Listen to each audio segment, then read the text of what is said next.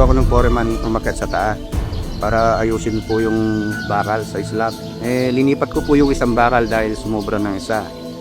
Tapos po, nung paglipat ko kung ganon, doon po ako nadali doon sa isang bakal lang. Tapos nakuha ko na kuryente.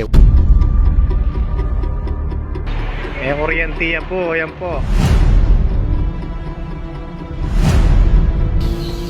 Sinabing tatanggalin daw po yung puputulan po daw yung dalawang kamay ko. Kung di daw po puputulin, ikamamatay ko po daw. Tinanong po ako kung ako po yung nagdesisyon na sinabi ko sa kanya. Kung gusto pa nila akong makita, papuputol ko na po. Iniwa-iwa pong ganun, parang kala mo parang pork chop ng baboy, yung laman ng baboy.